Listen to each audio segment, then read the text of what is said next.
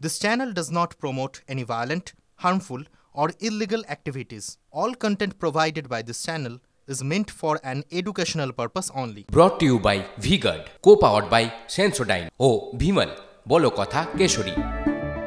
Associate sponsor Ultratech Cement। দুর্গাপুরের কারখানায় পাঁচিল ভেঙে মৃত্যু হয়েছে 2 শ্রমিকের। এই মর্মান্তিক ঘটনার খবর এই মুহূর্তে আমাদের কাছে এসে পৌঁছেছে। বাঁশকোপা শিল্প তালুকে জখম হয়েছেন আরও 2 জন শ্রমিক।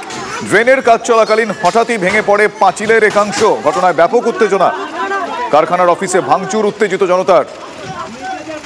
জয়ন্ত বিশ্বাস আমার সহকর্মী এই মুহূর্তে রয়েছেন আমার সঙ্গে টেলিফোনে। জয়ন্ত, কিভাবে এই ঘটনাটি ঘটলো? পাঁচিল ভেঙে পড়লো কিভাবে? দেখো, প্রথমেই তোমাকে বলি, এখনো কারখানা চত্বরে উত্তেজনা রয়েছে, বিশাল সংখ্যক পুলিশ বাহিনী মোতায়েন রয়েছে।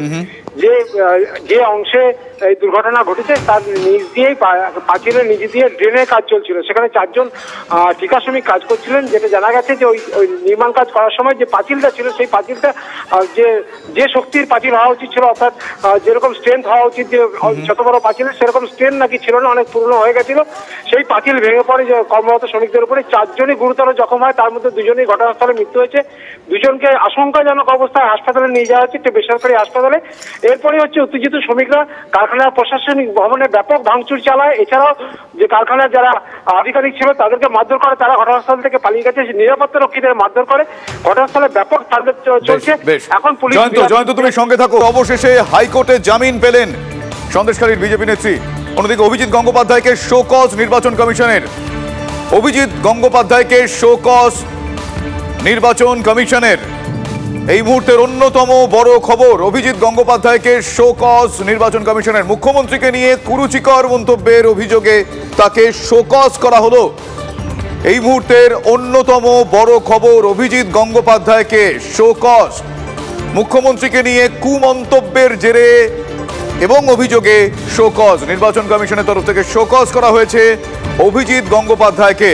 তমলুকের বিজেপি প্রার্থী অভিজিৎ গঙ্গোপাধ্যায়কে শো কজ। মুখ্যমন্ত্রীকে নিয়ে কুমন্তব্যের অভিযোগে তাকে শো কজ করল নির্বাচন কমিশন।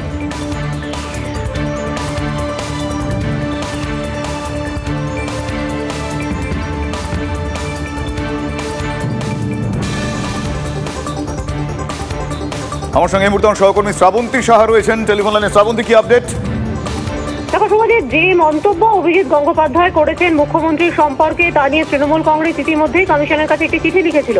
সেখানে স্পেসিফিক্যালি বলা হয়েছে যে ধরনের মন্তব্য করেছেন সেটা অনেকেই ডেরোগেটরি। এই ধরনের মন্তব্য শুধুমাত্র একজন মুখ্যমন্ত্রী নয়, মহিলাকেও এরকম কমেন্ট করা যায় না, এমনটাই অভিযোগ দায়ের করেছিল তৃণমূল কংগ্রেস। 24 ঘন্টা কাটতে না কাটতেই নির্বাচন কমিশন এর জবাব তলব করেছেন। আগামীকাল বিকেল 5টার মধ্যে অভিজিৎ গঙ্গোপাধ্যায় বিজেপি প্রার্থী, তাকে জানাতে হবে, এই শোকজের উত্তর দিতে হবে এবং তাকে জানাতে হবে এই ধরনের মন্তব্য তিনি কেন করেছেন। একই সঙ্গে ক্ষমা চাওয়ার কথাও বলা হয়েছে। যদি তার উত্তরে সন্তুষ্ট না হয় নির্বাচন কমিশন, সেক্ষেত্রে তার বিরুদ্ধে পদক্ষেপও করতে পারে।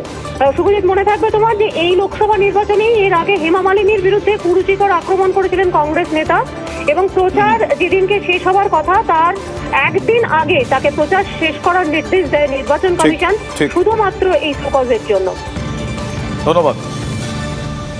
ধন্যবাদ শ্রাবন্তী। আমি কথা বলছিলাম আমার সহকর্মী শ্রাবন্তী সাহার সঙ্গে। কিন্তু অভিজিৎ গঙ্গোপাধ্যায় যে বক্তব্যকে কেন্দ্র করে বা যে মন্তব্যকে কেন্দ্র করে আজকে এই নির্দেশ, এই কমিশনের তরফ থেকে এই শোকজ বার্তা, কি বলেছিলেন তিনি?